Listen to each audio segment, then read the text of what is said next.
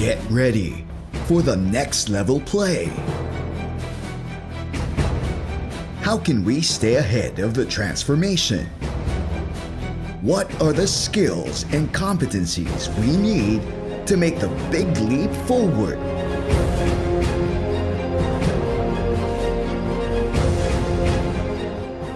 How can stakeholders collaborate better?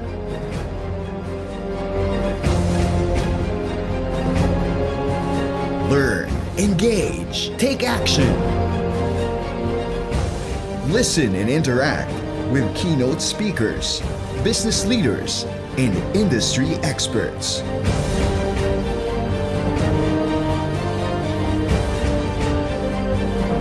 Join the virtual 2021 Transformation Summit, July 12 to 15, 2021.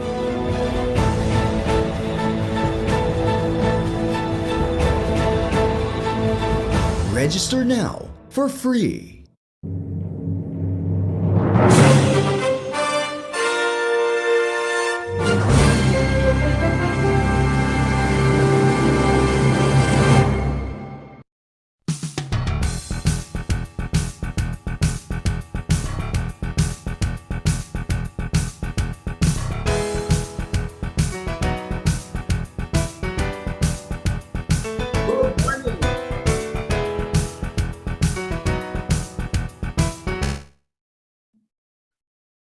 Good morning, everyone. I am DJ, this year's conference chair organized by the Cebu IT BPM organization, or CIB.O. And in behalf of the chairman and the board of trustees, welcome to the 2021 Transformation Summit. CIB.O is an industry association of key players and stakeholders formed to sustain growth in the IT BPM sector. And the summit serves as a platform for us to discuss strategies moving forward to stay relevant in a fast-changing world. In the next 4 days, we will be talking about topics such as artificial intelligence, data science, economic trends, innovation, and ecosystem development. The world is not just going through a pandemic. We are transitioning beyond it. How can we stay ahead of the transformation? What are the capabilities required moving forward? And how can we collaborate better? These and more we will cover in the 2021 Transformation Summit, starting with the National Economic Forecast.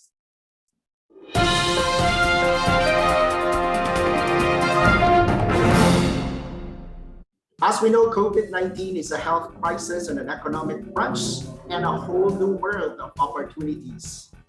To speak more about the Philippine economy and the next level play, let's welcome to the virtual stage the Professor for the Center of Economic Research and Development of the Ateneo de Manila University, Dr. Alvin Ang. Good morning, Dr. Ang. Everyone, and thank you for this opportunity. Thank you, DJ, for this opportunity to share for our friends in Cebu this economic forecast that we have for the Philippines.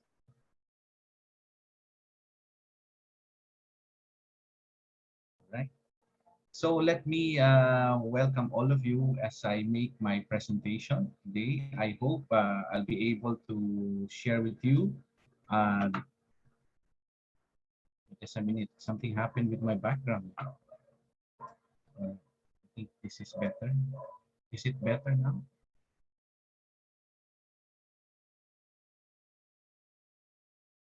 Can you hear me?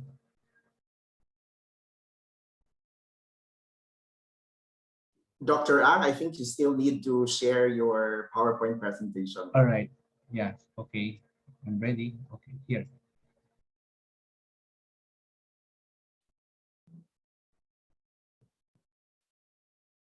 Okay, can you see my screen now, everyone? Okay, so this morning I'm going to share with you our update for the economy and recovery prospects despite our continuing virus threat. I'd like to give you this outline that I'm going to talk about the economy in the last 1.5 years, this COVID pandemic. How can we recover? What are the facts for recovery? How will the world recover, which is an imperative as well, and the role of your sector in sustaining that recovery and some of our estimates. Let me just give you a very quick outline of what the economy of the Philippines was pre-pandemic. In pre-pandemic 2019, the economy of the Philippines is a strongly household based.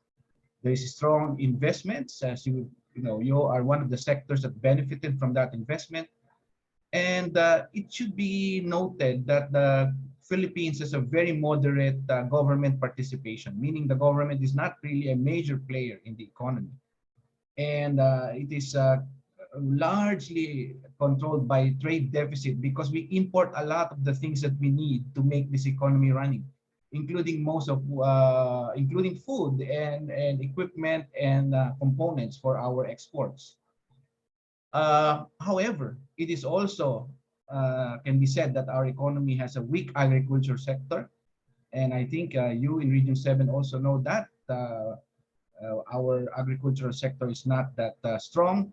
Our manufacturing is still mostly related to electronics, but the services sector is one of the biggest contributor of our growth, led by the wholesale and retail trade. As you can see all around us in the Philippines, not only in Cebu and Metro Manila, the proliferation of shopping malls and trading facilities. There's a lot of construction ongoing. Finance was very strong with many banks and electronic banking. And of course, this is ably supported by your sector, the business process outsourcing and some foreign direct investments in many areas in our country. And of course, boosted by the OFW remittances. That was the economy before the pandemic. And I'd like to show you a period, quarterly period where economy is compared in 2009, where we had the last major crisis. In 2009, in that crisis, it was construction and finance that grew, right? In that time, in 2009, it was not a pandemic, it was a global financial crisis, and yet finance grew, right? And construction was continuing, right? However, in this pandemic, what has happened is that there was no construction. There was very limited construction, but finance is still there. And your sector, ICT, pulled up the economy, right? So you are, I would like to congratulate all of you in this sector. You are you contributed a lot to our economy this pandemic. And on the demand side, if you look at the demand side, you will see that one of the challenging things in this pandemic is that we have lost household consumption. The consumers are not consuming. And so this is the major setback for all of us, because in the 2009, we did not experience this. Even if there was a crisis, people still consume. But at this time, we have a challenge in that regard. And that's why the government has to take charge, to invest, to spend, with the ayudas and all of the programs they had in the Bayanihan 1 and 2. That is the thing there. But also note that there was excess trade, meaning we were not importing as much. And therefore, we have excess dollars that came in. And that's why the peso became strong. And I think you are a sector that is also very concerned with that. A strong peso means it affects the income of the BPO industry, right? Converted from foreign exchange, right? Now, what has happened is that our government, because it has to spend a lot, it has reached a point wherein the government was spending more than what it is earning significantly. Yes, it has been like that for years, but as you can see, this is the worst situation wherein our deficit is close to 8% of our GDP. Now think of it this way. Now, if you are a household income earning 100,000 pesos per month, your deficit, meaning you spend about 108,000 pesos. So you are over by 8%. And that's not necessarily bad as long as you know you have future income, right? In our household consumption.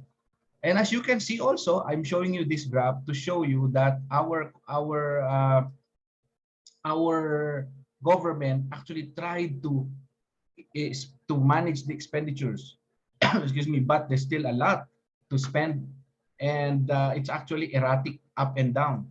And contrary to perception that people think that our government is heavily indebted, actually, yes, we are borrowing, but not foreign. We are borrowing domestically. The government is borrowing from us, from the people, to to finance the deficit, no, the spending that it needs to do. In fact, I'm showing you this graph to show you the Philippines has the ability to borrow abroad, because comparing these different countries, you can see the Philippines, this I don't know how to put this Ateneo blue color on the left side is the Philippines. You can see that our borrowing has not reached 30% of our economy, right? Compared to our neighbors. So for example, Singapore, I have to use this line because Singapore's borrowing has reached 480% of its economy. You see, that means we can borrow compared to our neighbors, right? Uh, but because borrowing, government is borrowing, but it's not able to use all the money as it wanted. No? There is hesitancy in construction. That's why the build was very slow in the pandemic. And so you can see a lot of projects, but they are not moving as fast as we wanted. So overall construction is down. The issue, I think, is not about money. The government is able to borrow and have enough money, but it is the use of the money, the way the money is absorbed by the different government agencies. As you know, even the Bayanihan 2 ended without being used, using all the money, right? We still have extra. Now, because of this very slow use in construction money, it went also overboard to the real estate sector. As you can see, the real estate sector, comparing over a period of 20 years, the shock is so deep, right? The real estate, except landed property, meaning people want to buy land that, they were own land in their name rather than the condominiums. And you can see here, again, the blue bars here used to be the favorite of the real estate sector. The condominiums, they have declined significantly. What has survived is basically your landed properties like townhouse and duplex. And our friends from Colliers also made this forecast. They said that because the supply had increased, because we have been building and building. Now the supply has increased, but the demand has declined. That this pandemic has pushed a lot of people to work from home. That means you can work anywhere in the Philippines or in the world in the same company, wherever it is, as long as you have the interconnection or the connectivity. And so you don't need to crowd into the business centers to report into your office. You can report anywhere, right? As long as your company is able to do it, right? As you can see, this is the effect of that. A lot of people not buying condominiums for housing.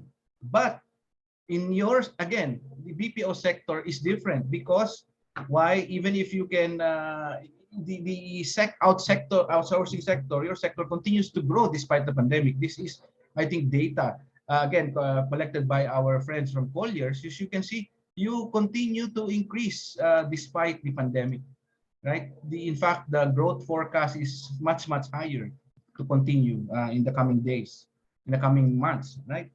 And I'm using data now from the Bangko Sentral ng Pilipinas, showing you our export, what do you call this? Our service export and our service import, meaning the activities like what you are doing, the business process outsourcing, tourism, right? This is where it is included, and even travel, no?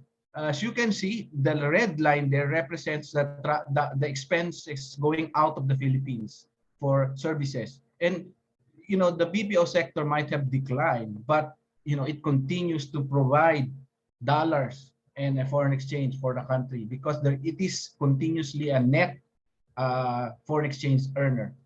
right? Of course, the movement of people from where they are right now to going to staying working from home in every places in urban centers will considerably affect our retail sector, right? And I hope you understand this. Uh, this is really going to happen, that our retail sector will not be as robust as before physically, but they will move online, right? And this is also the shift in the behavior of consumers. We are no longer consuming like before. And despite the opening of many sectors in the economy right now, the what has happened is that people have moved from not moving, so transport declined significantly, restaurant eating out declined. No? I have put them in circle there. But what has increased is food. No, I'm challenged here. People are just eating at home, ordered eating, increasing the consumption of food at home, and also increasing the expenses on utilities, which is natural because you are staying at home, right? I know many of you are surprised. Your electricity bills, water bills, very high. But don't complain. You are at home, right? It simply moves some of your expenses from your transport and eating out to staying at home, right? And so you can. I'm comparing 3 periods here, as you can see. Already 2021, at least in the first half, people are now considering health. No? Last year, many people did not go to check their health, no checkups, nobody went to doctor. Now they're back with telemedicine enabling us to do that, right? Also, in terms of travel, as you can see, this is data from Philippine Airlines. Very interesting. Once there is a increase in the community quarantine, travel goes down. Okay, you can see that in August of last year and early December, and then again in April, but it's going up. But of course, this is way below our normal. But I'm happy that cargo movements actually they are back to 2019 levels. That means yes, this is the reason why even if we are staying at home, goods and services continue to move. That allows us to be able to stay at home. This is important because it tells us we have the structure to work from home. The economy can do it because movements of goods and services continue. And in terms of impact to many small and medium enterprises, Region 7 is the fourth largest source of small and medium enterprises, your region. And the latest report says that the MSMEs now, before they are losing about 90% of sales, now 50%. So there's some, it's still negative, but recovering, that means, right? And still, a lot of companies are still not able to pay their loans. No, I think you should take note of this. But this is not necessarily meaning that these are the big companies, large companies. This might mostly are the small and medium enterprises. And but even if that is the case, theoretically, we'll think if they're not paying, they will not borrow anymore. But you can see now that after the deep dive, it has now gone up. That means there's some sort of borrowing again.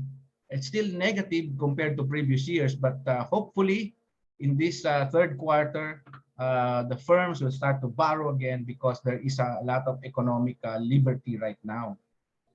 I also want to show you that the employees are already increasing. There is employment already until this April. Compared to last year, the green one, you can see, the green, it's really, everything last year except for agriculture lost jobs. But this year, we started to provide jobs already, but not as large as before, but, at least jobs are being created. So some sort of recovery is happening already. However, our worry about this recovery is that many of these jobs are informal or very short term. But it's all right, for the meantime. But we have to bring it back that wage and salary workers should increase. In terms of sector that is affected significantly, I like this data from Boston Consulting, which gives you the whole worldwide coverage of jobs, right? So look where the least affected sector of this pandemic is.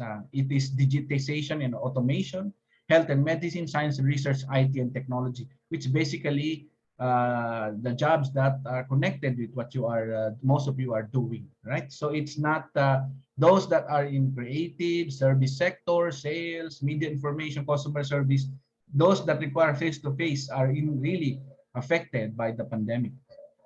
And this is not first, this is not the start, it is until today, right? Another a challenge that we want to avoid in this pandemic is rising prices. And we experienced that early this year when the price of pork started to increase. However, we have seen a downward trend already. As you can see, it's going down. And we see that inflation will still be high at 4%, but this is not really high. It is within the target of government. So that should make us feel better now, not to worry so much about rising prices. Okay, because in this country, inflation is computed basically by food. If food prices are rising, it will increase almost everything. The second contributor to inflation in this country is electricity, utilities, oil, right? And we computed. Now the price of oil is rising, but our computation is even if it increase $1 every barrel, the impact to inflation is not so large. It's about 0.03. So as long as the increase in oil prices are not so high, it will be manageable for us, right? So if we manage this, we will have a good Christmas season, right? Because there's a natural inflation there. Now, those are what is happening in the economy right now. But our question is, how are we going to sustain the recovery we are seeing? There's some sort of recovery, but how do we sustain it? First, we have to improve public health prioritization. And second, we must understand there will always still be negative shocks. You have to understand this. And what our situation before is will dictate us, our recovery. Okay, let me explain the details of each one of these. The first one is now a public health prioritization. Well, I have data until the end of June. We have already tested about more than 14 million people compared to last year. So meaning our capacity is increasing. Okay, the tests have been increased to 55,000 per day before only 5,000. And you can see that even ICU beds, etc., positivity rate at 10. Right? It doesn't say that we are out of the woods. It says that we are improving the capacity to manage this pandemic. Right? And I'm showing you data in Region 7. Still, as you can see, Region 7 is like a yo-yo going up again, right? Not necessarily in Cebu, but in other places in the region, right? So what this is telling us is that it's as long as you improve your capacity, the number of cases will be manageable, right? Because where do we need to improve the capacity? I'm showing you data why the Philippines, we have high cases up to today. Because at first we were not spending much on testing. As you can see here, our testing is 17 per case. But look at our neighbor, Vietnam, 4,000 tests per case. One subject, COVID patient, 4,000 tests. Laos, 2,000. China, 1,000. So that's the reason why we have to improve our testing capacity as well. And as I want you to see also that because of that, one of the important contribution to economy today is the shift to telehealth. So as you can see, a lot of people increasing consumption of public health, right? So that means it's more important to consume general rather than personal public health, right? And as you can see, our vaccination compared to other countries. I just chose a few countries here. This is data from our World in Data. We are second to the last before Vietnam. Okay, in the vaccination. It is a challenge to vaccinate everybody. Our target keeps on changing. Now our target is to just make sure about 40% is vaccinated by the end of the year, right? This is better than no vaccination.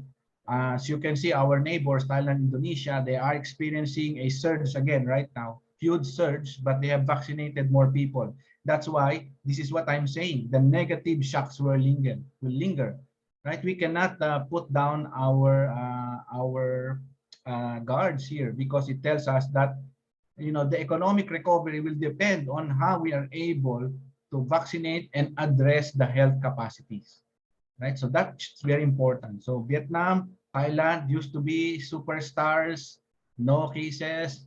Now they are experiencing surge. And we are thankful to the Lord. The Philippines is okay, relatively. Okay. And another thing we need to consider as we look forward is that 40% of our economy is connected to the world. As I'm showing you two tables here. Left table shows you that we are not as exposed as Vietnam, Cambodia, Malaysia, and the rest, but still, 40%, meaning uh, whatever we try to do in this country, it's only 60% of what we can do. 40% will depend on what the world will do. I know you understand that because you connect to the world a lot, right? 40% is connected to the world, right? And even today, as we speak, whatever, what is the percentage of what you are using and doing right now that is made in the Philippines? Diba? Baka wala pang 10%, no? Right? So even that tells us how connected we are to the world. Now, tourism is one thing we want to improve, but well, I don't know if we can say it correctly that we are not as big as Thailand in terms of tourism, so our impact is not as big as theirs, right? But we have remittances. It helps us a lot, even in this pandemic, like what you BPO sector is doing, also adds and support us in our expansion. As you can see, the remittances, in fact, is increasing. The latest data as of May showed us a 13% increase in remittances. And if that is good news because the remittance fuels consumption, right? Consumption, whether it is physical retail consumption, online, it doesn't matter. Right? It adds to the consumption.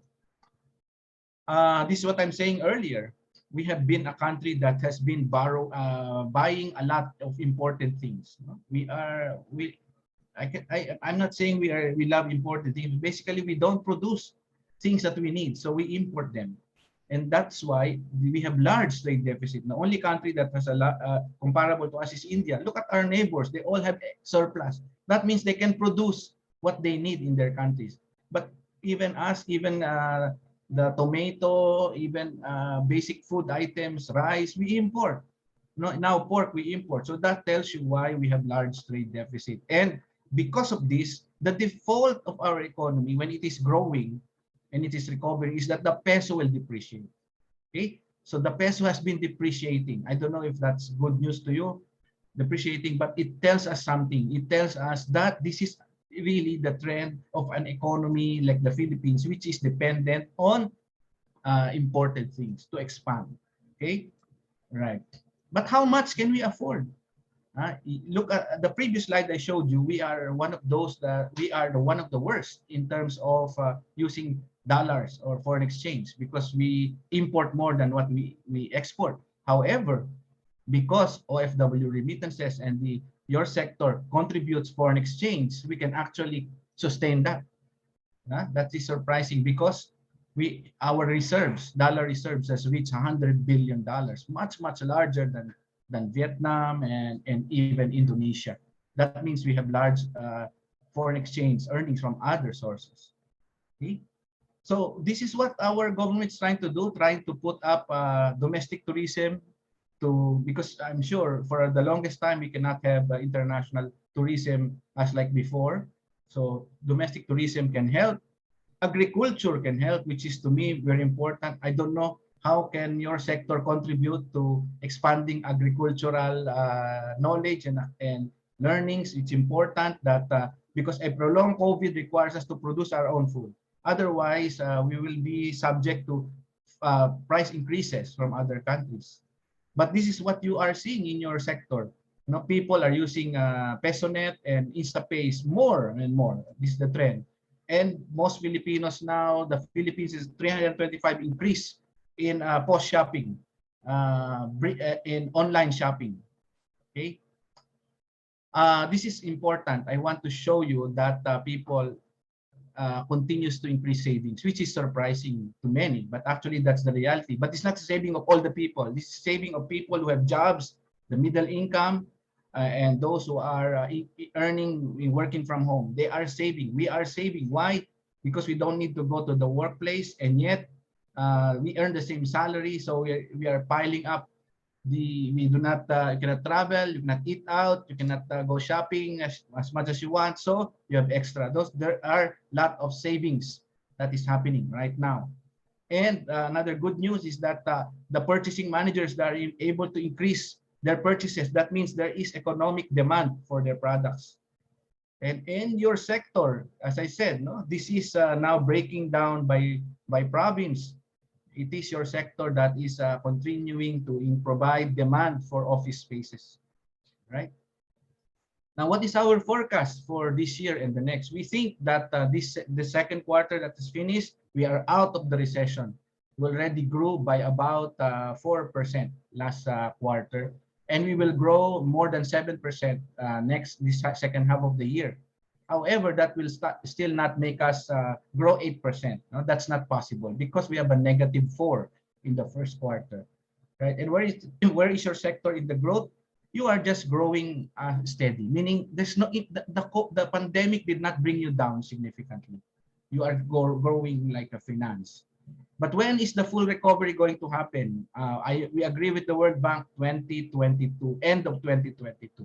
The volume will be back after end of 2020. But I know your volume is back, but I mean the whole country's volume will be back at the end of 2022.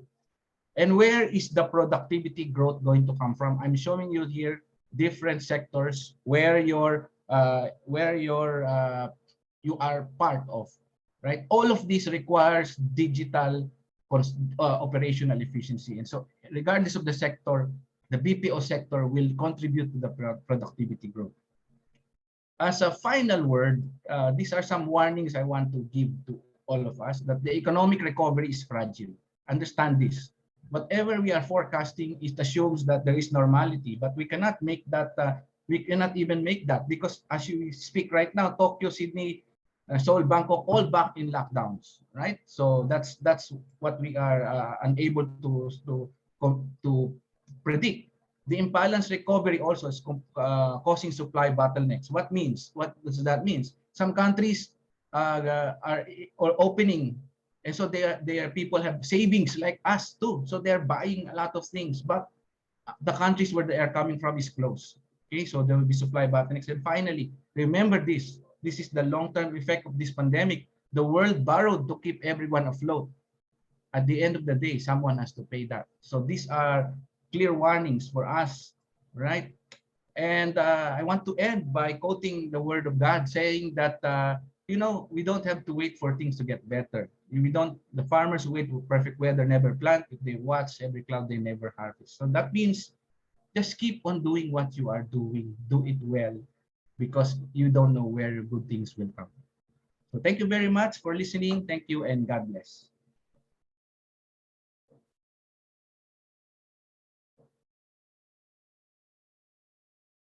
Thank you, Dr. Ang. Actually, you've made interesting points about how the savings increased during the pandemic.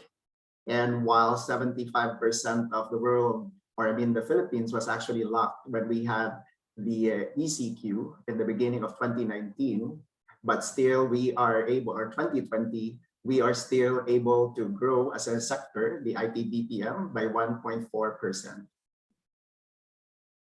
Interesting points. And I'm sure our viewers, both in Zoom and those watching us live on Facebook, also have questions. And I'm encouraging actually everybody to key in your questions in the chat box and Zoom. And for those who are watching us live on Facebook, you can also type in your questions in the comment section below. And we will do our best to mine these questions so that we would also be able to answer these during the panel discussion later. Earlier, Dr. Ang talked about the national economic forecast, and this time we will hear more about market trends specific to the IT BPM industry and why investors should choose Cebu.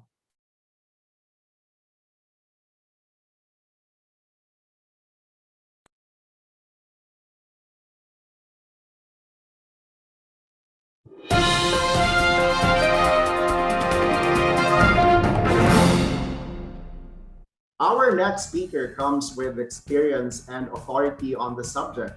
It currently leads a company that's a multi-finalist in this year's Information Communication Technology or the ICT Awards in categories such as Best Company, Best Employer, Best Foreign-Owned, Best Company for Health, and Most Innovative Company. This year, it was inducted to the Hall of Fame Award as the best company outside NCR for having won the award 3 years in a row in 2019, 2020, and 2021. Friends, let's welcome our next speaker with our virtual applause, the country manager of Wipro Philippines Incorporated, Mr. Asim Roy.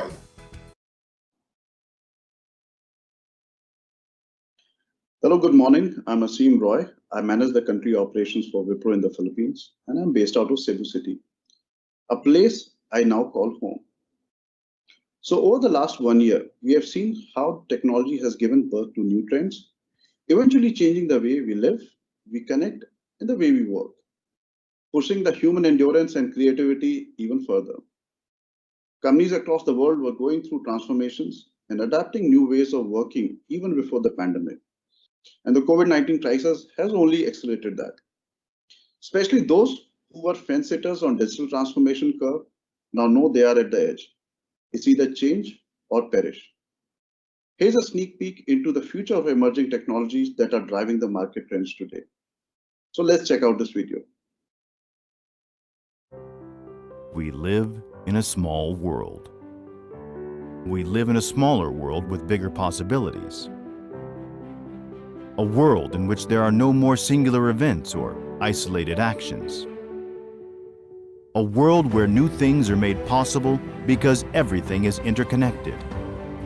And we see the potential of this new world. We couple ideas, unite knowledge, span technologies, so we can forge new connections and reveal possibilities.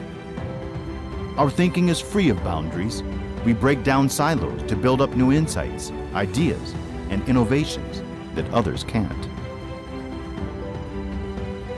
We're relentless and responsive, collaborative and agile, unstoppable because united. So here's to a vision that's bolder, to a world that's better.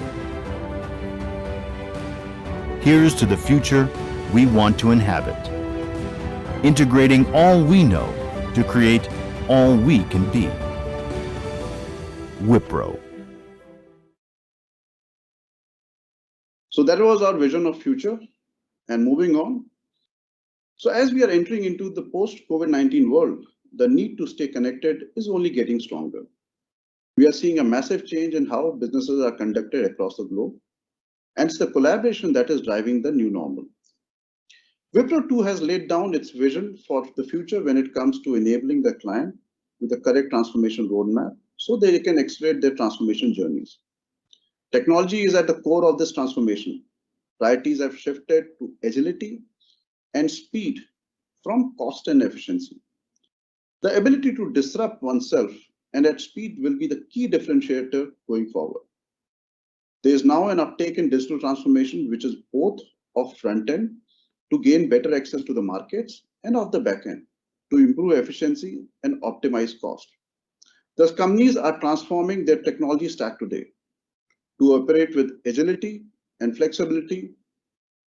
Cloud, cybersecurity, and AI are all top strategic spend areas now.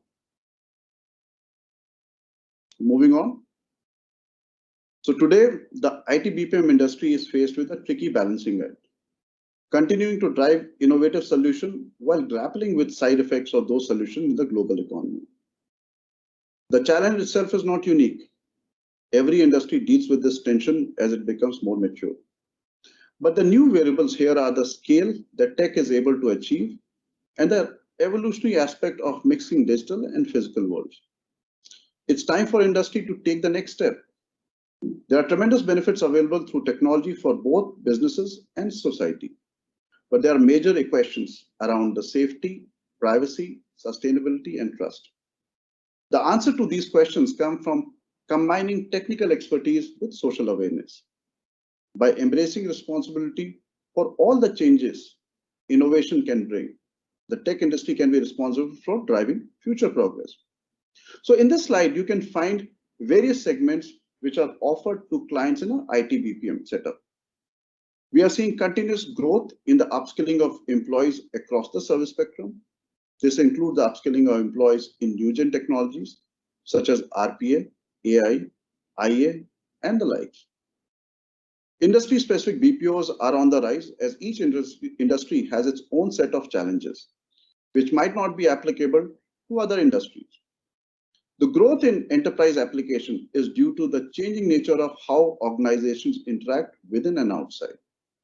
Customer-facing applications are growing, while the need to collaborate within has grown as well. So other enterprise applications include BPM, RPA, analytics, which help optimize processes for the organizations. Next one. So talking about new priorities in the new normal. So what COVID-19 has done, it has accelerated certain technologies which were earlier not utilized as much. There has been a significant shift towards customer-facing applications and connectivity platforms such as Zoom, Netflix, etc. While employee collaboration has been one aspect which has shown a great increase in spends by organizations, there is a significant effort to increase employee productivity through utilization of automation and AI. Business continuity was assured through a large number of organizations turning to cloud. The enterprise application and ERP system transition to a cloud network so that the workforce can access it virtually. The pivot to a virtual workforce has been a priority for organizations, and significant investments have been made into remote work experience solutions and security when it concerns organizational data. Clearly, reducing IT capital expenditure has taken on greater importance during the COVID-19 crisis. In a recent study by BCG, nearly 60% of the respondents have paused development of new technologies not currently in their IT stacks. 54% have delayed upgrading existing hardware, and 44% have delayed feature add-ons or upgrades to existing software. However, a survey also found that reducing IT capital expenditure is unlikely to remain a major priority during an economic rebound. Less than 1/3 of all organizations surveyed expect to be cutting IT capital expenditure outlays in a year or two. So some issues are high priorities now and are likely to remain so for the foreseeable future. Spending on tools and projects related to remote working, for example, is a higher priority today than it was before the crisis and is likely to remain so during the rebound. Other issues are not considered of higher importance now, but are expected to command disproportionate attention over the long term. Over 45% of organizations that were surveyed, for example, expect that migrating apps to the cloud will be a major priority area over the next year or two. And moving on. So the current slide gives you a sneak peek into some of the trending IT BPM technologies and how major organizations, including Wipro and many of our peers, are making a conscious effort to participate, accelerate, and lead the rally of emerging technologies. We have shown the positioning of 6 major areas of interest. I hope you found this useful. Now to our next section. So here we take a deep dive into all the major trends in the IT BPM industry. Over the past several years, there has been a lot of excitement about the emerging technologies. At an operational level, this has been a positive trend as it has helped businesses build better practices for evaluating early stage topics and accelerating adoption. At a tactical level, though, it has created some chaos. Without the chance to wait and see which technologies prove their worth, organizations have actually found themselves confronted with a levy of options, a situation that exacerbates resource constraint and skill gaps. Even amid all the hype, organizations in the business of technology are starting to pull back on adapting new technology as part of their portfolio. This slight tap on the brakes suggests that classic situation where organizations move too quickly into a new technology discipline or business model only to have a reality check in a year or two or three. Beyond IoT and AI, organizations are excited about building solutions on top of 5G infrastructure. And other topics may have strong but specific use cases that can be drones, function more as enabling technology, that is blockchain, or still have years before making an impact, for example, quantum computing. The market is setting down, but it will remain a source of interest since new technology or new trends can still take off overnight. Now let's talk about these trends. First one is Internet of Things. As one of the two emerging technologies to be gaining significant traction, Internet of Things seems poised to join cloud computing and mobile devices as a permanent part of the modern technology landscape. There are currently 20 billion IoT connected devices. Your smartwatches, phones are just a small part of it. This number is expected to reach 75 billion by 2025. This trend is also showing positive returns for companies that sell and support the technology. Next one is artificial intelligence. With a foundation of software-driven routines and the compute resources to broadly run advanced algorithms, AI can push software to the next level. In addition, functional AI is like any other software in that it requires solid inputs. In the case of AI, these inputs are often massive data sets rather than highly specific data points, but there is still a need to ensure quality. In fact, in 2019, IDC had predicted that spending on AI technologies would increase to almost $97 billion by 2023. Since the COVID-19 pandemic, the potential value of artificial intelligence has only grown. A survey published by McKinsey's State of AI in November 2020 suggested that at least half of the organizations have adopted AI functions in their organization. Next big item is automation. So large businesses are focused on integration as well, but they have more internal resources than they can lean on. Whether integration is outsourced or being done in-house, the next step for many organizations will be automation. Automation has always been one goal of enterprise technology, but today's capabilities open new doors. Just by using cloud systems, companies can take advantage of tools from cloud provider. Internet of Things expand the ability to gather inputs from a variety of sources, and artificial intelligence can help drive actions based on these inputs. Next big thing is cybersecurity. The theme of cybersecurity over the past decade was a shift from a purely defensive mindset to a proactive approach that combined technology, process, and education. Moving forward, the shift will be from cybersecurity as a component of IT to cybersecurity as a critical business function, a phenomena further accelerated by the perils of work from home over the last 1 year. Today, organizations are beginning to treat cybersecurity as a dedicated function. At large enterprises, this usually takes the form of a CISO managing a team of resources, and the division is more clear. For everyone else, establishing a cybersecurity center of operation is much less formal and involves a blend of internal and external resources. So that's one. So next big thing is blockchain. Corporations believe this type suits their needs better than a public blockchain network, such as a Bitcoin, because the visibility of their data can be restricted to a select group of people. While there are different types of blockchains, they are all essentially digital records of financial transactions and data that are shared among a group of entities. They also use cryptography to make it difficult for malicious agents to manipulate the history of previous transactions. Be it Facebook, IBM, Walmart, and Intel are just some of the big names exploring enterprise blockchains and how this modern technology can be leveraged to improve transparency and optimize existing business operations. Next is analytics. So enterprise analytics is defined as the use of data analysis, exploratory, and predictive modeling to drive business strategies and actions. When COVID-19 hit, organizations using traditional analytics techniques that rely heavily on large amount of historical data realized one important thing. Many of these models are no longer relevant. In turn, forward-looking data and analytics teams are pivoting from traditional AI techniques, relying on big data, to a class of analytics that requires less or small and a more varied data. These data analytics trends can help organizations and society deal with disruptive change, radical uncertainty, and the opportunities they bring. Transitioning from big data to small and wide data is one of the Gartner's top data analytics trend for 2021. This trend represents business, market, and technology dynamics that data analytics leaders cannot afford to ignore. And then to the final one, that is the virtual workforce. While some changes have been enforced, COVID-19 is also a catalyst to reinvent the future of work for organizations that take the opportunity to make things better than what they ever did earlier.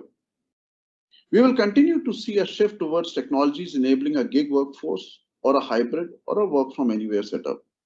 In fact, in 2013, a Stanford study found that work from anywhere can boost productivity levels by as much as 20%. So virtual and remote working are here to stay. Increasingly, traditional services are under stress, and the shift to the new is becoming more pronounced. Much of the growth for the industry will be led by next generation technologies and services, which means that digital, cloud, data engineering, and cybersecurity will be the area that will see huge incremental growth. Digital technologies are expected to grow by 15 to 20% over the next 5 years, and next-gen technologies such as 5G, AI, intelligent enterprise, robotics, and blockchain will grow exponentially in the next future. Okay. The global information technology industry is on pace to reach almost $5.2 trillion, according to a research study that was conducted by IDC. The enormity of this industry is a function of many of the trends. Economies, jobs, and personal lives are becoming more digital, more connected, and more automated.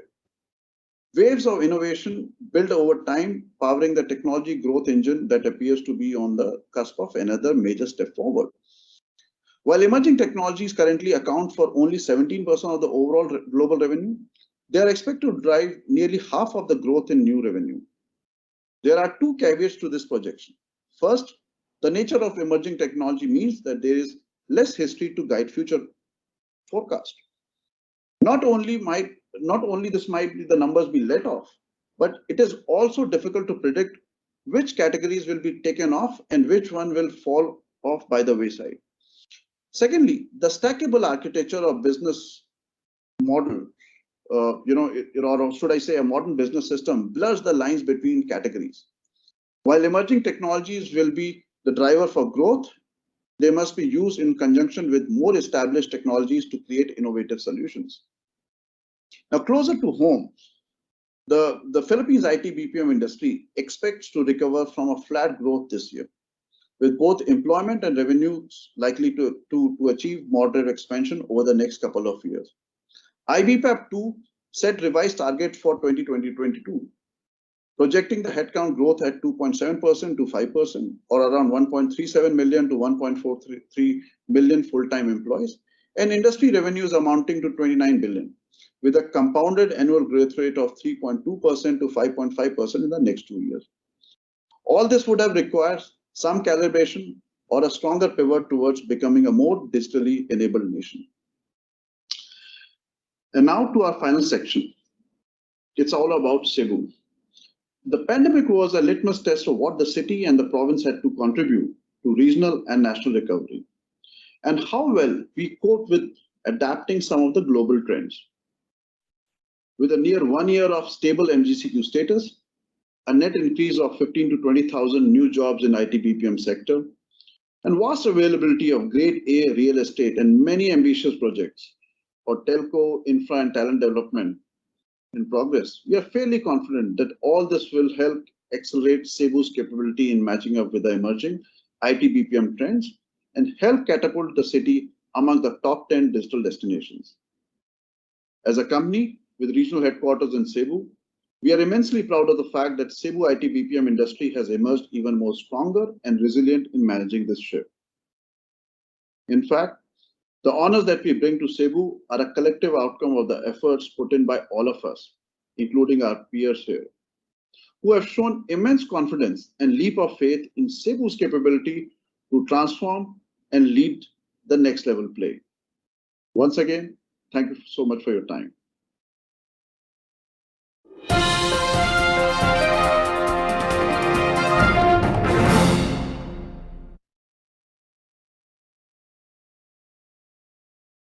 Thank you, Asim, and congratulations once again on your recent win at the International ICT Awards. Great insights too on the market trends specific to the IT BPM industry and why investors should choose Cebu. At this point, for those of us who are watching live on Facebook and for those who are with us in Zoom, we actually have raffle prizes in store for you courtesy of Globe and Cebu Safari. And you just need to monitor for the winners on the Facebook page of Save.o starting tomorrow. And if your question is what's the mechanics, well, all you need to do is just to hang on until the end of every session.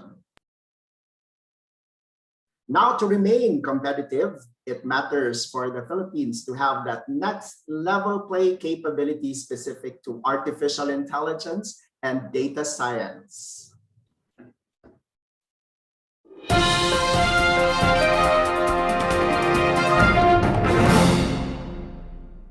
To speak more about data science and artificial intelligence for the IT BPM application is the Moises Chair of Data Science and the Associate Professor at the Asian Institute of Management and an Outstanding Young Scientist awardee. Ladies and gentlemen, let's welcome with our virtual applause, Dr. Erica Lagara. Good morning. Thank you so much, DJ. Maayong buntag sa tanan. I'm very excited to share with you about data science. This is very much connected to what Mr. Roy was actually talking about earlier, but this time we're going to zoom in on artificial intelligence, one of the tech trends for the IT BPM industry. Okay, so if you have seen, if you were there at the launch of the Department of Trade and Industry in May, wherein we launched National AI Roadmap, you would be familiar with this specific background. So just this year, we launched the National AI Roadmap essentially to help our enterprises compete on analytics. If you will look at, for example, Harvard Business Review as early as 2014, companies have already been competing on analytics globally. So the question is, where are our companies right now in this global trend? Why artificial intelligence? You know, there was this review or survey done by MIT Sloan Management Review back in 2019, and they also had an updated a survey back in 2020, and they asked executives from all over the world, around 3,000 of them. And the survey specifically asked them if they think AI will have a large impact on their processes or on their products. And of the 3,000, about 93% of them say that, yes, we believe that AI will have a huge impact on our products and processes. And this has just actually continued to grow.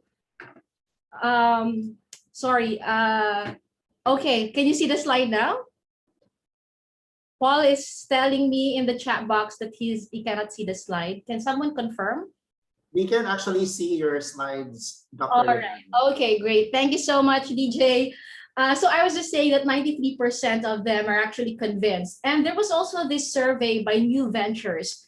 Of these companies, about 91% of them are continuously increasing investments in artificial intelligence. And I actually got a screen cap of Mr. Roy's presentation just now of the market trends in the IT BPM.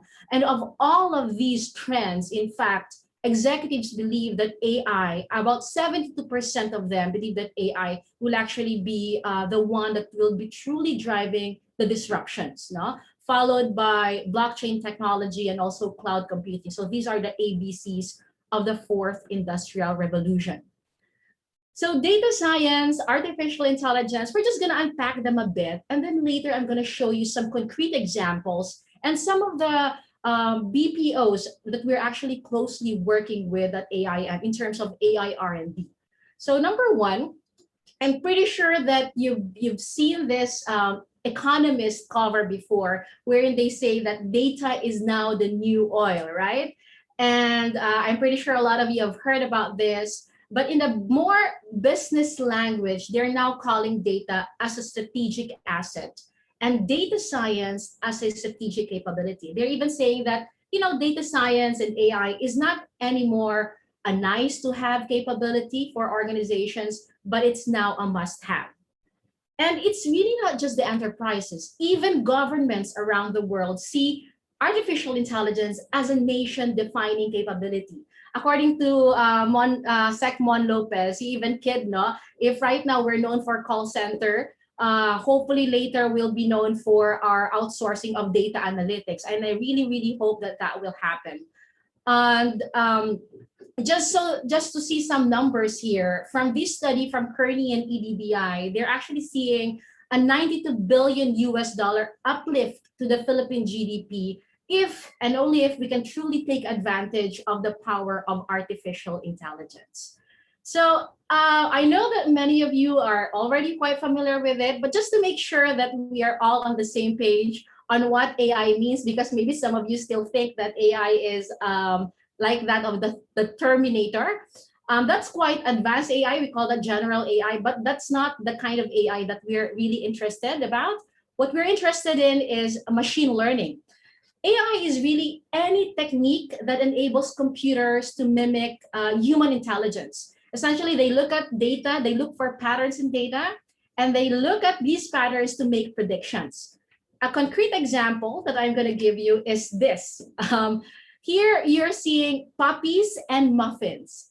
And before, humans were better in terms of this particular task of identifying whether a photo is a puppy or a muffin. But because we have been producing so many photos of puppies and muffins and feed that in our AI system, recently algorithms are even much better than humans when it comes to this specific task. So you can see here in the plot, the algorithms, the higher it is, the higher the error. But as we move towards 2016, because the world is producing just so much data, we can see that algorithms are getting better at this particular task. So when we talk about artificial intelligence, we're actually talking about the combination of computer science, mathematics, and statistics. So where does data science come in? Well, data science is really just the additional domain wherein we apply AI so that we can generate actionable insights for organizations.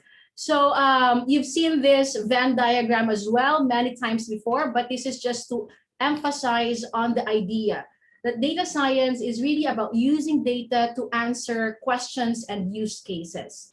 And the beauty about the field of artificial intelligence is that it cuts across industries. Name it, no?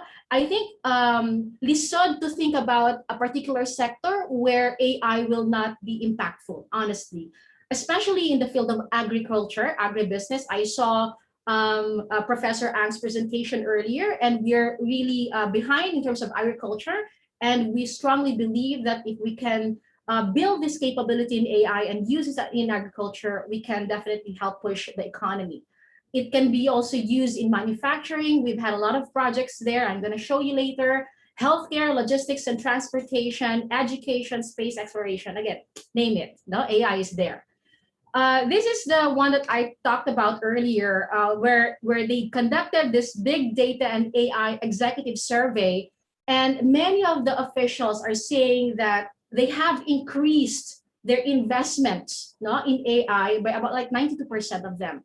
But I also want you to focus on the next phrase here, that of all of those companies that are investing in AI, unfortunately, about 24% of them of these executives can confidently say that they are data-driven. So there are a lot of challenges. In fact, I worked in Singapore for about 6 years before moving back to the Philippines and joining the Asian Institute of Management. And we've worked with a lot of companies here and really heard about the challenges that they're facing in terms of wanting to become data-driven and in terms of wanting to use AI in their products and also in their processes. So the 5 categories that I'm showing here are those that we have collected. We've categorized the different challenges that they're facing, from the lack of understanding of how AI can truly help their business, all the way to lack of data strategy and the lack of data science talent. Again, there's a lot of promise here, but unfortunately, if you look at this, this is a sad slide for me. This is from the McKinsey Global Institute. We are lagging behind amongst our ASEAN neighbors, but hopefully this will change with the National AI Roadmap and of course with the Cebu enterprises and with the help of CIB.o. I think that we can definitely catch up, because the thing with technology is that early adopters will really gain a disproportionate advantage. So it's time for us to truly catch up, no? And this is why, we designed, I'm not gonna talk about the program, but we designed the very first data science program in the country. But I think the more interesting aspect of that program is that we're working closely with small and medium enterprises all over the Philippines as part of the thesis and capstone projects of our students. And I'm going to share some of them with you later. But before that, just something that we should be proud of. The AIM MSDS program has actually, if you didn't know, we're in the top 3 across all of Far East Asian countries in the field of analytics. So this is really, I'm really happy with this one, because we're even ahead of Singapore's management university when it comes to analytics. So I mentioned earlier that I'm going to make this interesting for you by showing you some use cases. In fact, for the different MS in data science cohorts from 2019 all the way to 2021, we've received about 40 different projects, use cases defined by the industry on how they can use artificial intelligence to help them improve their processes and even to create new products. And of these projects, there are about 31 stakeholders involved. And I'm going to share with you some interesting numbers as well. Because of these AI projects, again, they were able to actually estimate, this is from the chief finance officers and something similar from different companies and organizations. They're saying that they're already seeing, a return of investment that would total up to $40 million for these projects on artificial intelligence. And this year, we're collecting 20 more projects. So if you're interested, we can have a chat later. But what I want to really focus on, thanks to Sir Pert of CIB.o, we're going to talk about some of the use cases. So to make this much more tangible and much more clear for everyone. So AI in agriculture, actual projects, AI in manufacturing, in government, healthcare, education, and even in digital marketing on leads generation. So the first project that I'm going to present to you is with one of the biggest conglomerates in the country. Again, this is part of the use cases that were submitted to the MSDS program, where our full-time data scientists and our data science students actually worked on. No? If you don't have the capability, then we can give you that capability.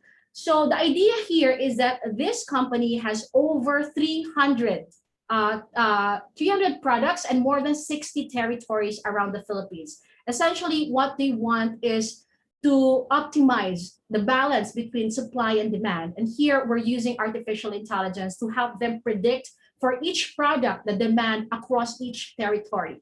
And this was really able to reduce the cost for the company about 100 million pesos just for 1 year.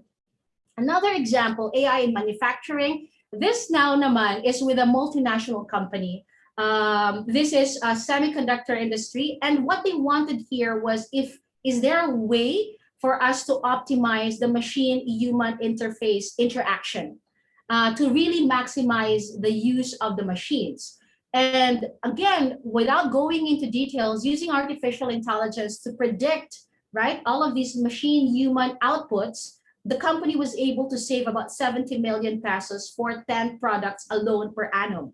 Now, this company is not just any multinational company, it's actually a Fortune 500 company with more than a handful of products.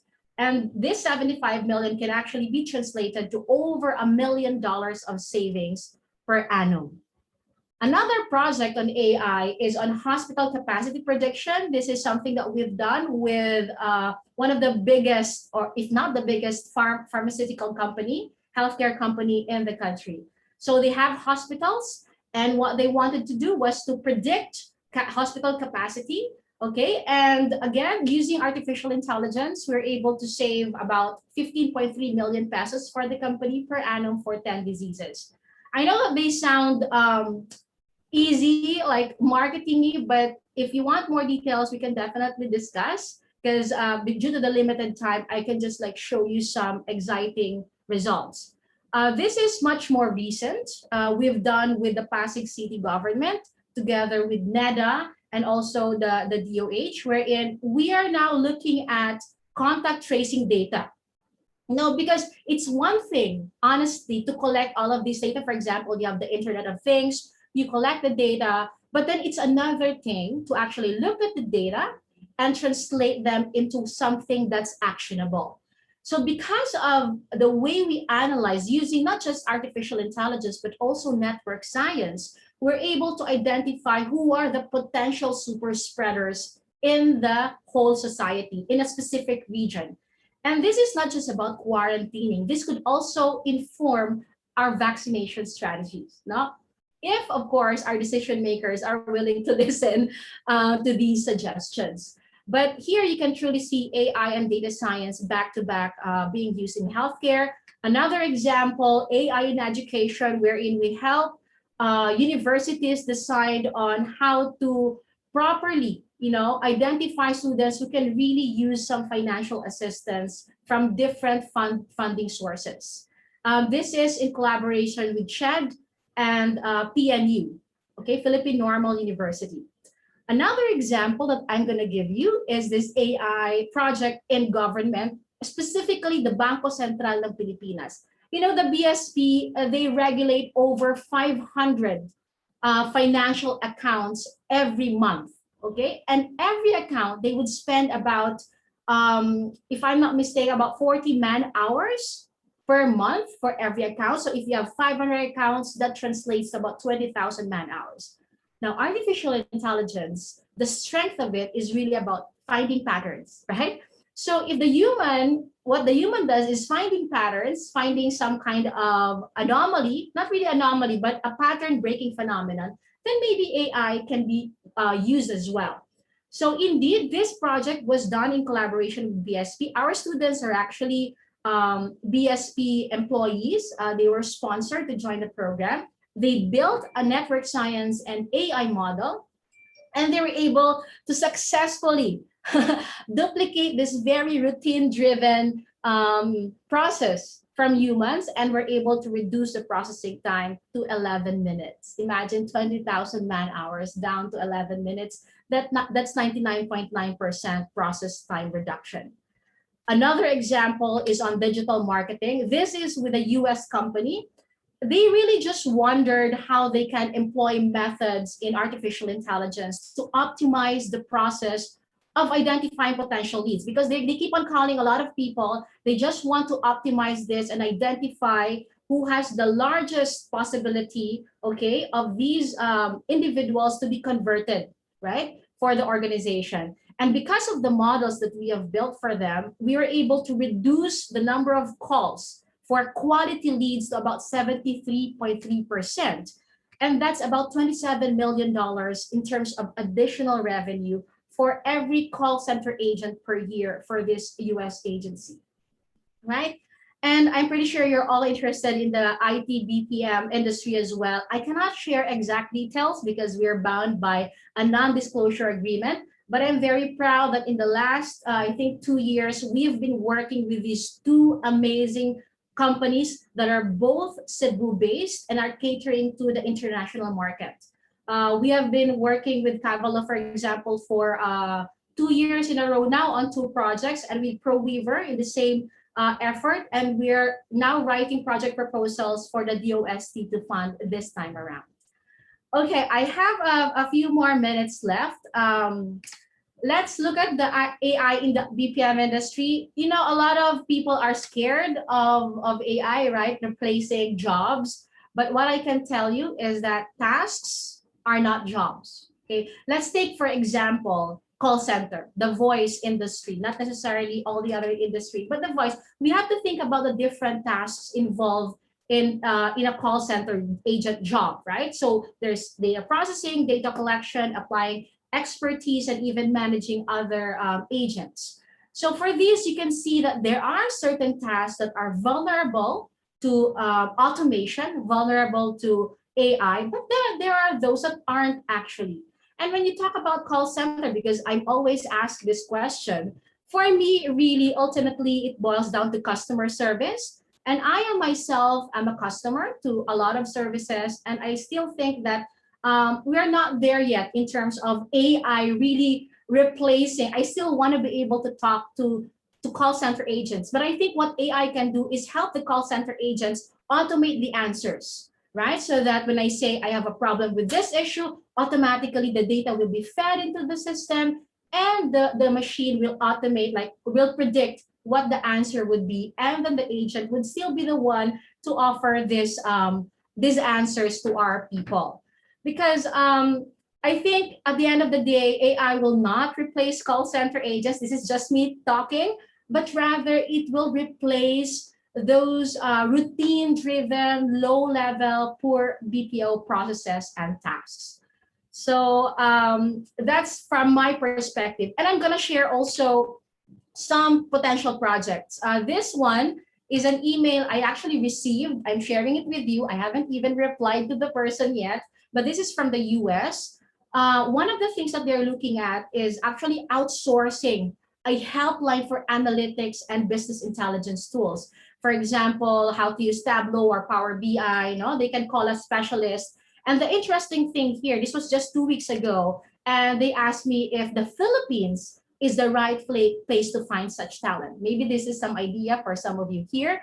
Another idea that maybe we can jump into in terms of artificial intelligence, I'm not so sure if you are updated in terms of the trends of BPO in the Indian market. Now they're going into data labeling and data annotation, because artificial intelligence learns from data. So sometimes, or most of the time, we would need labels on our data. For example, if you have this photo here, you would want to tag each of the elements of the photo. Or if you have the leaves here, for example, for farming, you would need to know, these leaves are sick, these leaves are healthy. So there should be people or experts there who would be labeling these images. For example, in terms of swine, so this swine is sick, this swine is not. So similar to the puppies and also the muffins, you have to label the data in some artificial intelligence tasks. So maybe this is a direction that we also would like to explore, maybe. Again, before I end, artificial intelligence applications, they cut across industry. And for those of you who still fear artificial intelligence, please do not. In fact, there have been researches wherein they show that companies that automate operations, mainly to reduce the workforce, will only see a very short impact, positive impact, or productivity gains from AI. So, and they were able to stress that the biggest performance really improvements come when humans and machines and AI technology truly work together. And before I end, I just want to say that data science and artificial intelligence is not anymore a nice to have, but a must have. So my question to all the business owners here is, what's your next level play knowing this information? Maraming salamat sa tanan. Good morning. Thank you.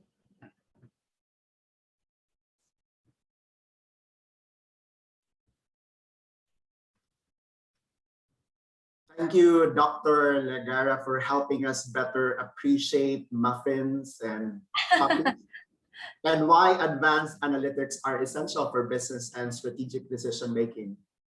And combined with our talks earlier about the national economic forecast and the world market trend specific to the IT BPM sector, it is obvious that people want to know how can we be consistently and reliably connected to the internet.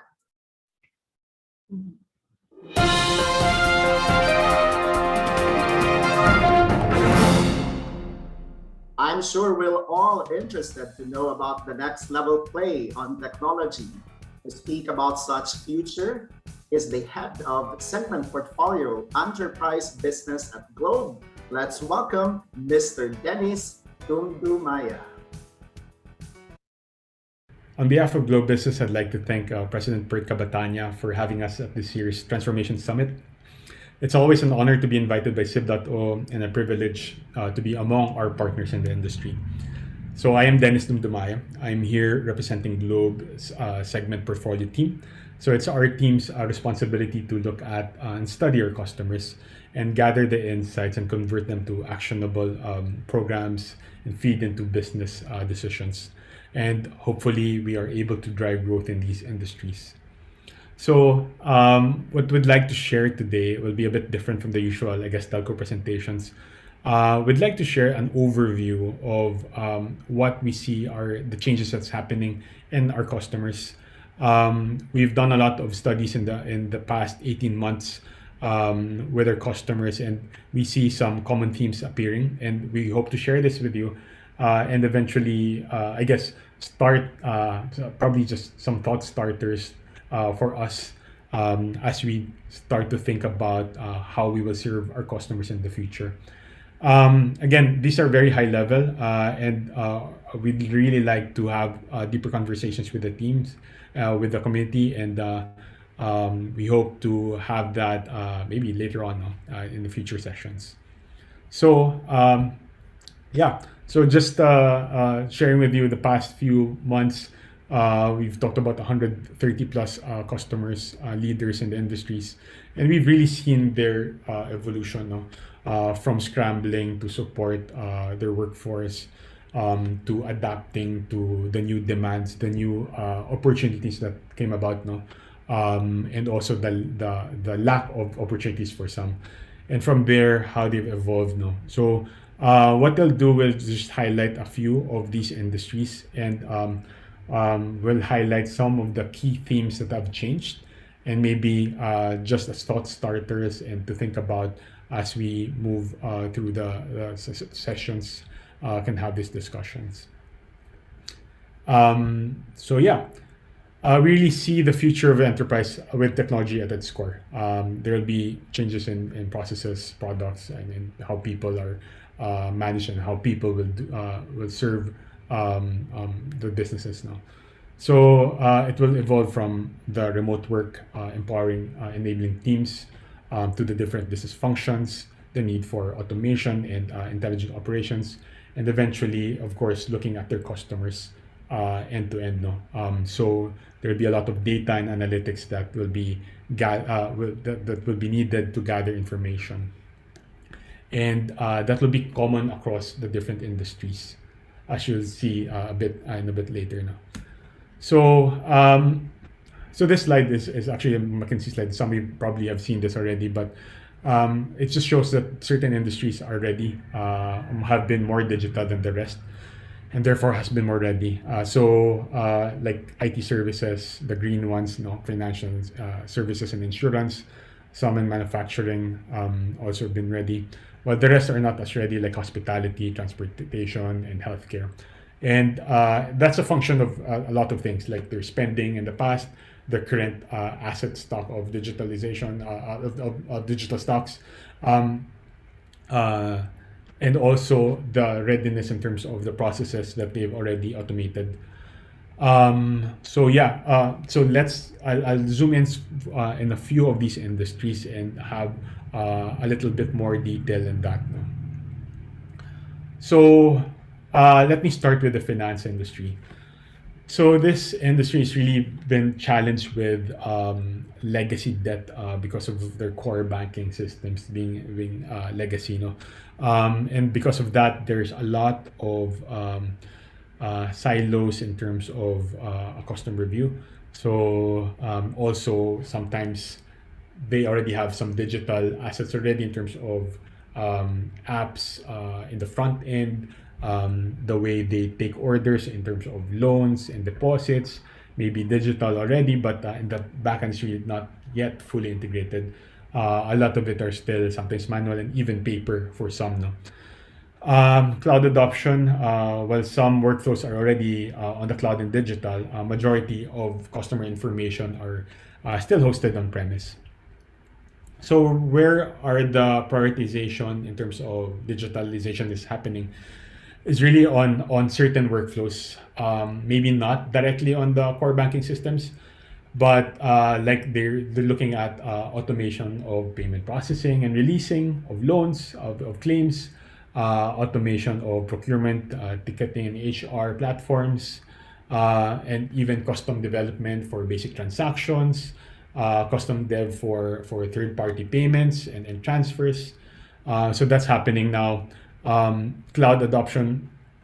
So they're looking at a roadmap towards how can they really move to from these legacy storage, to hybrid and or cloud-based core systems. So it's a long path in the FS financial industry, and this is just a starting point that we're seeing. So there, maybe you can think about how we will help serve these customers as they evolve in terms of how they will look at their own customers, how they will as they move their core banking systems and their customer information, how will it affect us in the ITBPO industry, what services they will need from us in the future as they move more information in the cloud. Next would be retail. So retail, currently we've all experienced this. The move to e-commerce has been very fast. Everybody had to have their own channel, whether it's their own website, they have to sell through existing platforms, and not just B2C, even B2B had to do this. So digital presence has been important. So currently, at the current state, not everyone still have this, but a lot are already progressing. And partly, of course, because you're going digital, you'll have a lot of customer analytics. So some have no integration of that analytics, and also omni-channel will be important because you'll have a customer going online, but also he'll go to your store, he'll go offline, he'll go to your branch and transact. So there's a need to have and to have that single view of the customer.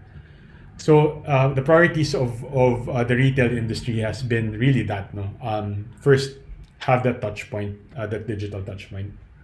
So a lot of custom development for apps, social commerce, contactless payments, customer analytics now, having your own data. How do you keep that data? How you maintain that data? How do you monetize that data? And of course, really progressing towards how do I remarket to that customer? So omni-channel marketing. So how do I sell to him through location-based data? How do I sell?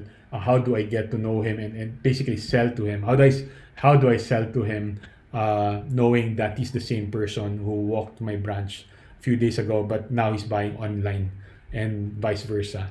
So it's the need for also digital loyalty programs will be important. So some questions might be how, as we support this industry, using all that data, how can we be more intelligent in outbound calls and contacting our customers? How can we be more intelligent when they call complaining about what they bought or how they experience the service?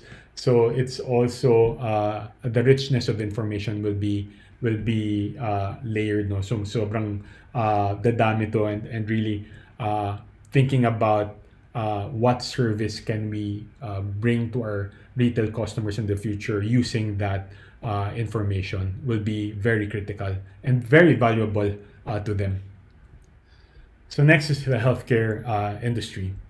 So the three common themes we're seeing currently is really one is improved accessibility. So with the pandemic, there's a lack of face-to-face doctor engagement and patient engagement, and consultations had to go digital. There are limited touch points to roll out programs for like pharma companies and for hospitals to talk to their customers. Next is the need for integration of data. So this is not just the pandemic, pre-pandemic, the data has been siloed across the healthcare ecosystem. It's not really being shared easily. And there are also strict regulatory guidelines on patient data that has to be followed. And third one is operational resilience. So there are as outbreaks happen and disrupt the health supply chain, they need to be more ready. And there's an influx of investments on medical technologies and facilities to serve this influx in demand. So their priorities have been, as we've seen it, is on virtual consultations linked to the healthcare information systems. Also on how do we integrate the data while being compliant in terms of regulations. How do we have our own data dashboards and analytics, and of course, how can we leverage on IoT or advanced service delivery models to be more resilient. So again, these are just some of the very high level themes that we're seeing that are evolving across our industries. And this is just not happening in the Philippines and across the region and in the globe. So, Globe has been positioning itself even pre-pandemic, knowing that digitalization will happen.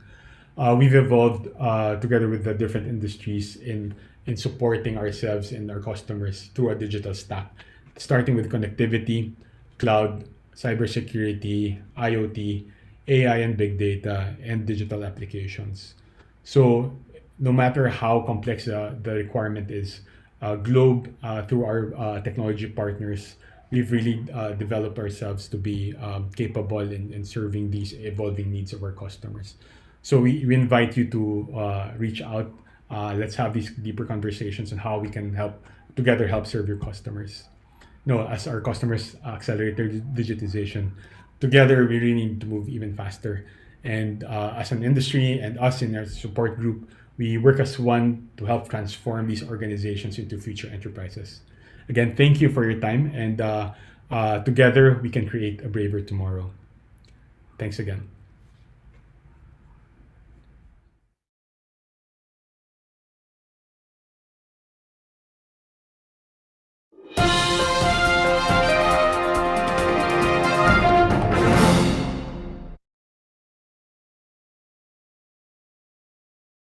Thank you, Dennis.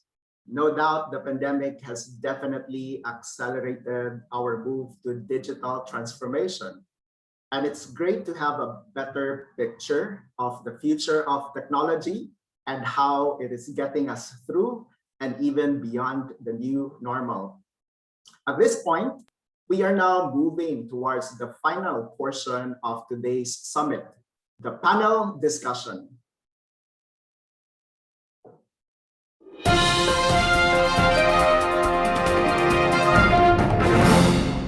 It's been a great morning listening to all the 4 talks regarding the economy, the market trends of the IT BPM, and the data science and technology.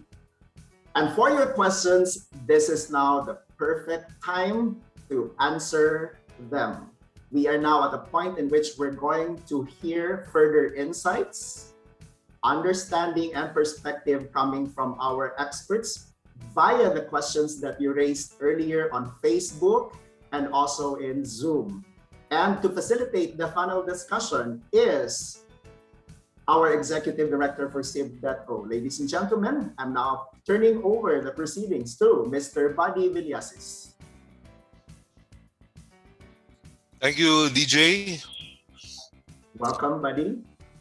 Good morning once again to all our speakers, um, Dr. Alvin Ang, Mr. Simroy, Dr. Erica Ligara, and of course, Mr. Dennis Dumdumaya from Globe, who will be represented by Mr. Boots Velasquez, the key segment head of Globe for BPOs in the Philippines. Welcome to the panel discussion, gentlemen and Dr. Ligara. Thank you, Sir Buddy. Well, I know a lot of our audience is hungry considering that it's noontime. We don't want to encroach into their lunch, but I believe this will be a very exciting discussion. And a lot of questions were sent over, via chat and via inbox on our Facebook page. Let's get the ball rolling. The first one we will shoot to Dr. Alvin Ang. This is based on your final warnings on your last slide. How grim is the future with the elections coming in? Well, actually, the warning has nothing to do with the local scene per se, but it's what is happening in the globe in general. Because as I was sharing earlier, um, about 40% of what we do here is what the Philippines can do is beyond its control. It's external. And so you're really like moving only about 60%. So with the elections, that's another story. What we can see, what I can share with you is that the election should not change basically the structure of the Philippine economy. We will still move as it is unless there is a drastic decision to change it. I don't think that's in the plate of any of the presidentiables, as we can say, except probably further opening of the economy, which has been there for a long time. So that could help us moving forward, in fact. Okay. Thank you very much, Dr. Ang. I think it's giving some hope to our audience. Mr. Roy, how are you? Hey, good morning, buddy. Always a pleasure to be here on Transformation Summit. With Wipro's success in Cebu and the Philippines in general, how many more people are we looking at to be able to join Wipro? Well, I don't want to give out a definite number, but obviously we are doing much better than the industry numbers. So extremely bullish on Cebu's capability in terms of telco, in terms of real estate, talent. So I think, we'll continue to maintain the standard of being the largest private employer in Cebu. So I think that's the benchmark that we are continuing right now. Okay.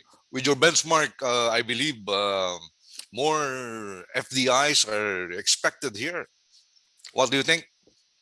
Yeah, absolutely. We don't want too much of competition. That's one thing I want to be very careful about. But yeah, if you're looking for a robust location, which acts as a as well as a BCP for Manila NCR region. So I think we have seen Cebu as a strategic center, which has the potential to grow. Extremely robust in the last 1 year of pandemic. Like we have seen that we have been almost 1 year in MGCQ, no disruption. Touch wood, a much controlled pandemic response, much more coordinated efforts on the ground, and a lot of support from the LGUs and the local government in ensuring that our operations run smoothly. And a tremendous trust and faith from the Cebuano people because they have been the bulwarker for us to ensure that our operations, our customers do not get impacted. So we are also made sure that we take care of our people to ensure that kind of delivery. And then I think it's a tribute to everybody who has got operations in Cebu. We all pretty much agree and comment that it has been extremely stable operations for the last 1 year, and the very fact that we have been here for over a decade, is a statement in itself that our willingness to continue and grow in Cebu. Okay, thank you, Mr. Roy. That's a very enthusiastic response to the questions. we proceed to the only lady among the thorns. Well, not necessarily the thorns, but good look. These are good-looking thorns, you know. I agree, buddy. Dr. Ligara, you had a very good presentation about data science and AI. And the questions that came in, we have a lot of students in the audience actually, and some professionals who are starting out and are very interested about data science and AI, as well as your presentation. The bottom line is how to be like you. That's what they were asking. Are you sure you want to be like me? No, seriously speaking, we don't have to be all data scientists. And what I can tell you is that data science is such a big field. You can get into functional analytics, meaning those who can, in fact, read the numbers and translate it in the language of the business. In fact, there's a huge demand there as well. Or you can be data visualization and storytellers, very important as well. Because as you know, diba, Yeah. that can be very geeky. And sometimes the enterprises will ask, so what? No? After all of the advanced results, so the field of data science, it's all encompassing. You can be from different fields, social sciences. In fact, that's more impactful if you are at the edge of two different fields, if it's interdisciplinary, because data science is interdisciplinary in nature. Now, if you want to go into artificial intelligence, it would help. It would help, but it's not a strict requirement that you love math and numbers and you can actually do programming. So if you're coming from a STEM background, then that's a good start. But it's not a deal breaker if that's not your background yet. Okay. Well, there's still a lot of room for more data scientists and a lot of opportunities for everyone also. Could you expound on Aboiti's recent expansion in Singapore? Actually, Sir Buddy, I'm not very privy about that, but I think they're really just taking advantage of all the other experts beyond the Philippines, right? And also to help our experts here. It always helps to have some other experts to help us, float our boat, not just us. So we avoid inbreeding, right? Uh, Okay. but I think I don't know much detail there, but definitely they want to also be competitive, not just in the Philippines, but also in the region, if not globally. And Yeah. that's really the way to go. Mhm. And for those who are not so familiar about Aboiti's, no, it's a Cebuano company, and we are glad that someone from Cebu is really advocating about the growth of AI. And if Thank I you, may Dr. add, Sir Ligar. Patty, actually, Aboitiz is to my based on all of the other conglomerates that I've met, no, they are one of the most innovative, if not innovative, in the whole Philippines. They are really very aggressive because they know that this is really the trend, no. So Yeah. better start early. Mhm. Okay. Thank you, Doc. We'll revert to you in a while. Um, Mr. Boots Velasquez here is representing Mr. Dennis Dumdumaya, who made the presentation earlier. Boots is the key segment head for BPOs, no? And I Yes. believe he's in the right position to tell us about or expound further about Globe's programs to ensure improved connectivity, which is very crucial these days. A lot of people are working from home. A lot of people are working remotely. How can we keep our jobs? Yes, buddy. I'll try my best not to sound technical, okay? So yes, we recognize that because of the ongoing situation. I mean, as much as we would like to say that the end is in sight for the pandemic, what we're seeing and what experts are reporting is that we're not really going to be seeing much of this herd pandemic until maybe sometime next year. Yes, the vaccines have been rolling out. Yes, more and more people have been getting vaccinated. And yes, our case counts have been going down. But as our resource persons have been saying in their presentations, recovery isn't forthcoming anytime soon. Having said that, work from home, at least in one form or another, it could be work from home or work from anywhere, working from remote offices or working close to home, will be here to stay in one form or another. To that end, Globe has been very active in, uh, again, tooling our network in order to support employees working from outside of their office premises. So unlike before, where you have companies who would subscribe to corporate level or corporate grade connectivity, such as your E-lines, your direct internet. Now you have more people subscribing to home broadband or home fiber. Or you even have employees subscribing to using their mobile phones as their primary means for communications or for doing work.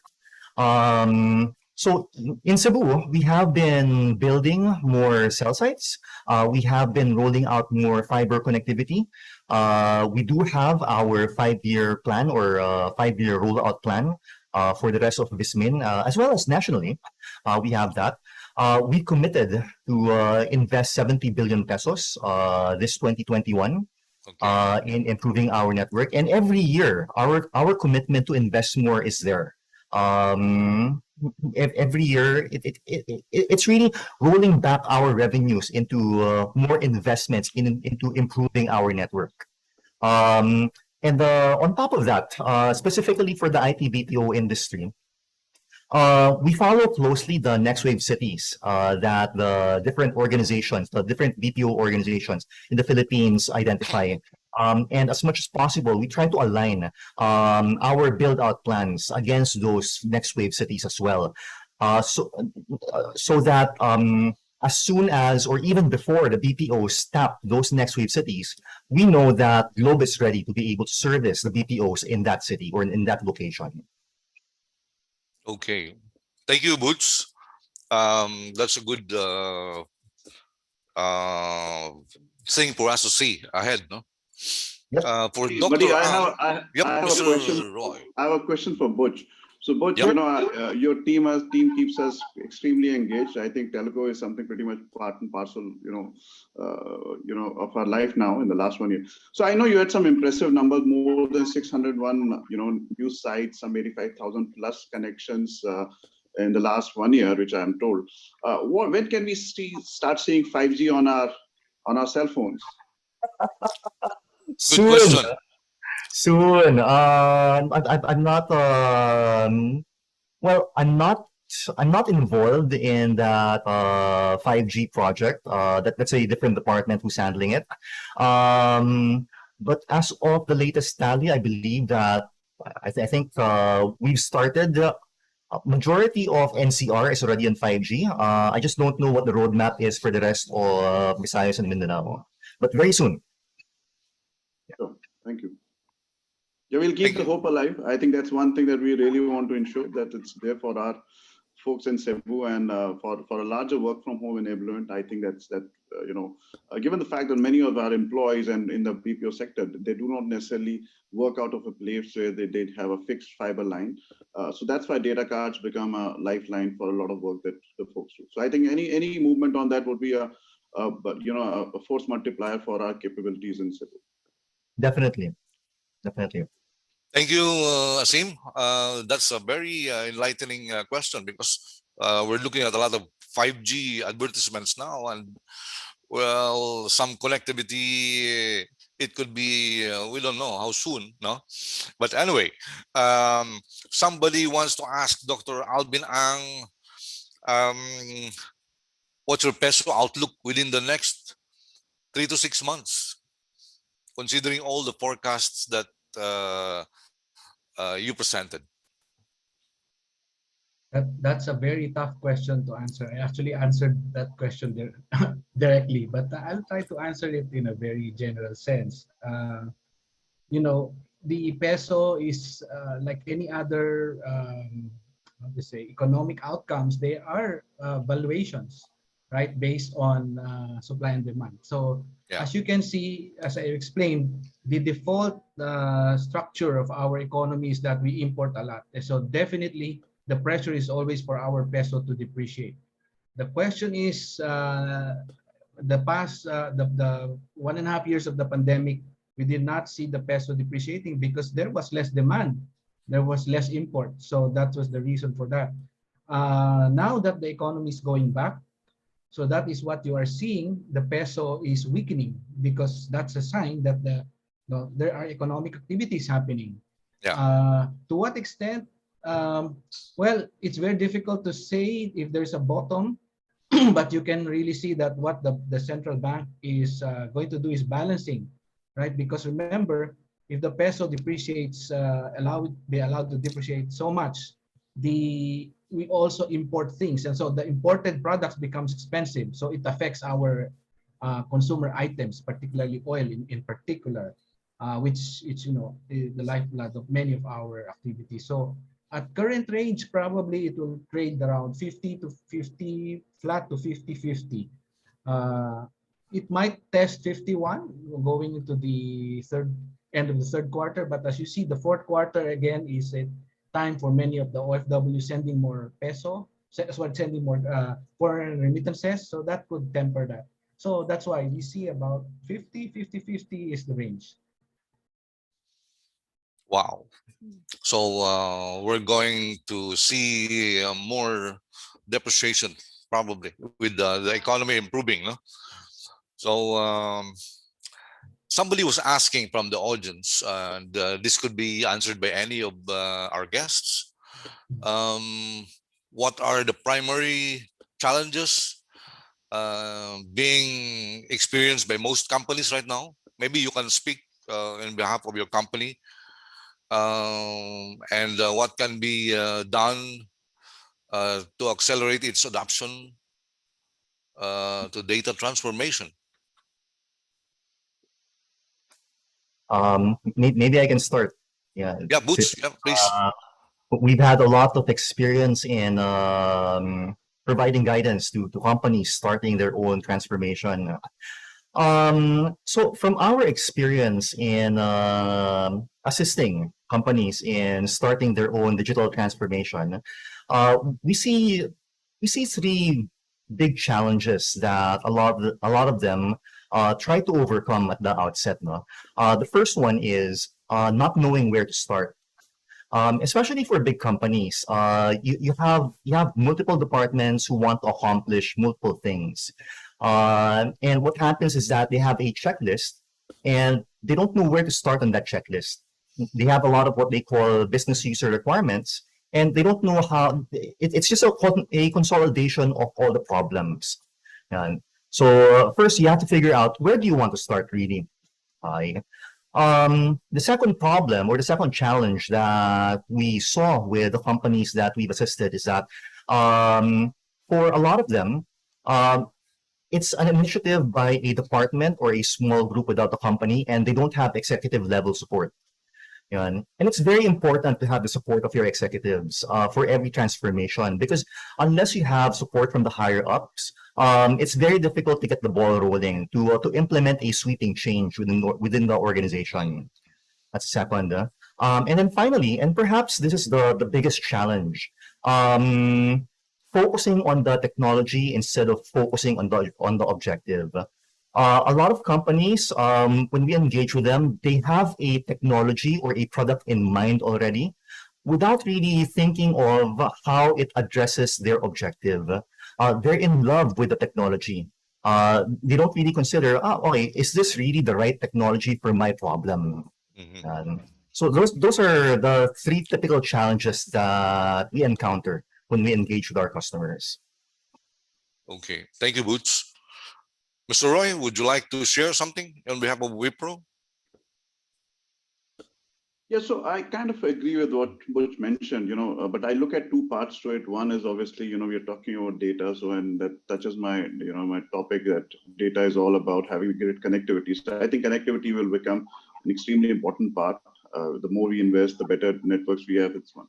Second is obviously the talent part. So I know Erica spent a lot of time covering the kind of talent pool, but Whether it's curriculum, whether it's academics, I think there's a lot more needs to be done as far as the training is concerned. How do we ensure the learnings from leading business schools, in AIM and other, can be brought to smaller provinces, brought to smaller cities, and I think we have a world-class infrastructure as far as the training is concerned. The foundations of some of the most developed countries today lies on the training part, and it's not just the training of the students. I think training of the teachers are extremely important, because one teacher has a potential, a trainer has a potential to influence a larger population. So I think talent is one part that we'll say that, while, we have been extremely proud of our journey, but given the now shift towards emerging technologies, I would say we need to invest more into education. We need to invest more into our trainers and teachers. They are the bedrock of, what to expect in the years to come. So I think let's focus on that. Students, it goes without saying, but like I said, one teacher or trainer has a potential. They are the force multiplier on how many careers and how many lives that they can change. So that's one thing I'll say, transformation begins at home. Thank you, Asim. Dr. Ligara, would you have a quick reply on that? Yeah, no, I completely agree. I was just nodding my head because as you we're actually writing the national AI roadmap, and that's one of the things that we really emphasize: training the teachers. Sir Buddy, no? Kasi it's easy to say that, oh, we have to learn AI, but where are we going to find the teachers? And a lot of companies Yes. are now looking for these talents. And it's not just the data analytics talent, but really the talent about translating the analytics to the language of the enterprise, practically what Butch said earlier as well. So they go hand in hand.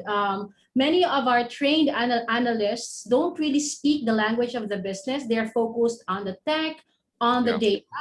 And that's where the problem also lies. Now, a lot of companies invest a lot of money, but then they forget what is the strategic imperative of our organization and how can AI or how can all of this tech help us achieve our strategic objectives. So those are like the two things that I really thought of. No, the talent. It's not just the tech has to speak the language of the business, and for the enterprises to focus more on their objectives, not so much on the technology, but how the technology can help them achieve their objectives. Kulang doon sa aspect na yon, Sir Buddy. Okay. Thank you, Dr. Ligara. And buddy, Dr. sorry Ang, to would you like to reply? Yeah, I completely agree with my co-panelist here. Just one thing I'd like to add is the entrepreneur themselves. They had to understand all of this. I mean, we can develop all the knowledge, understanding, but look at the entrepreneurs in this country. I showed you data earlier. Officially, there are about 1 million SMEs in this country. Yes. But that is the official numbers. But you know that about 30 to 40% of entrepreneurs are not registered, and so they are nowhere. These things we are talking, they are users of the data of the technology, but they are not part of it officially. So I think beyond it, we have to go grassroots, just like what Asim said. You really have to bring it to the level of ordinary folks. What does this thing do to you? Of course, it will sound like you're catching us so that we'll be part of the tax net, but that's one thing, but that contributes to other benefits that should be given, because we've done lots of work with the DTI, DOI, trying to bring it to the level of the ordinary entrepreneur to understand these things that is happening. The pandemic already erased 20% of jobs. These jobs will not come back anymore. And what are you going to do with these 20%? These are people. Where are you going to put them? So these are all also include entrepreneurs, small entrepreneurs. So where are they going to be in this? So it's a question really of how to package it to the level of the man on the street. That's to me a big challenge to all of us. Thank you, Dr. Ang. That's indeed we're facing a lot of challenges, no? And today's panel discussion is too short to cover everything that our speakers have shared to all of us. Thank you, Dr. Ang. Thank you, Mr. Asim Roy. Thank you, Dr. Ligara and Mr. Butch Velasquez, for being an active part of this panel discussion. Let me give you back to DJ for the final words of the day.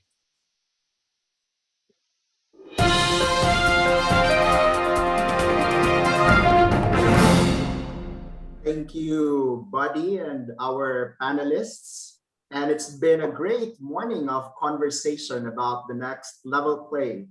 Today is just the first day, and tomorrow we will share and discuss more regarding updates specific to the Philippine IT BPM industry, the next level play on health and hygiene, how a Cebu educated Cebuana made it big in the data science world, and the thriving gig economy.